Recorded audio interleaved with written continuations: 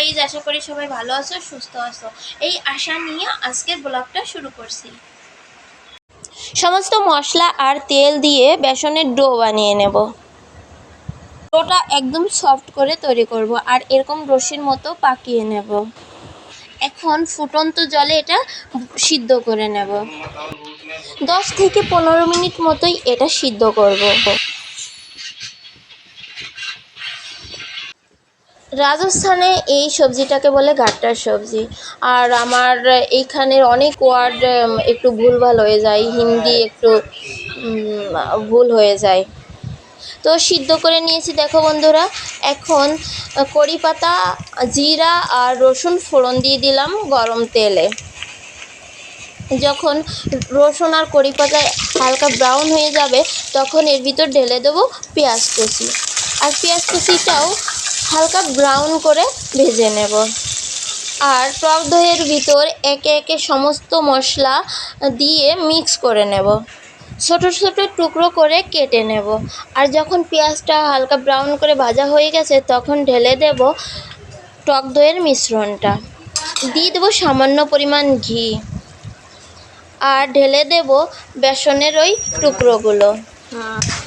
জানো আমার এখন কি প্রবলেম হয়েছে, আমি না ভালো করে বাংলা বলতে পারি, না ভালো করে হিন্দি বলতে পারি। বাংলার ভিতর হিন্দি চলে আসে, হিন্দির ভিতর বাংলা চলে আসে। কি সমস্যায় পড়েছি কি বলবো তোমাদের। দেখো সমস্ত মশলা ভালো করে কষানো হয়ে গেলে একটু জল দিয়ে দিয়েছি। আর যে জলটা ওই সিদ্ধ করেছিলাম ওই জলটাই দিয়ে দিয়েছি। একটা টমেটোর কুচিও দিয়ে দিয়েছি। আর দিয়ে দিয়েছি নামানোর আগে সামান্য পরিমাণ ধনিয়া পাতা কুচি। তোমাদের দাদা ভাইয়ের এই সবজিটা অনেক পছন্দের। আর গরম গরম রুটি বানিয়ে প্রথমে ঘি লাগিয়ে নিয়েছি। তোমাদের দাদাভাইকে নাস্তাও দিয়ে দিয়েছি আর টিফিনও প্যাক করে দিয়েছি। তোমাদের সাথে শেয়ার করতে ভুলেই গেছি, ছেলেরা নতুন ক্লাসে উঠেছে আর এইখানে সেশন শুরু হয় এপ্রিল থেকে। বড় ছেলে উঠেছে 3-তে আর ছোটো ছেলে উঠেছে 1-এ।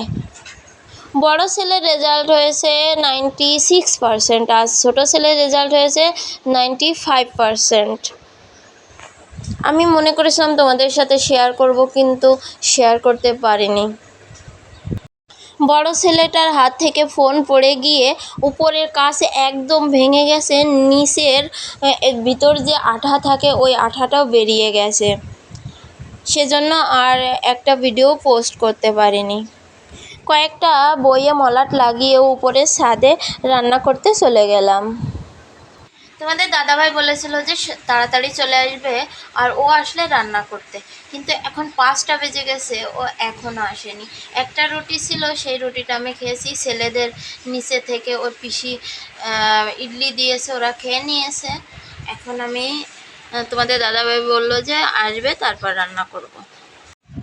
অনেক খিদে লেগে গেছে, কিন্তু কি করব, তোমাদের দাদাভাই আসবে তারপর রান্না করব। এই জন্য প্রথমে মশলা বানিয়ে রাখলাম আর ঘরে আসার সাথে সাথেই মাংসটা ধুয়ে রান্না করে নিলাম।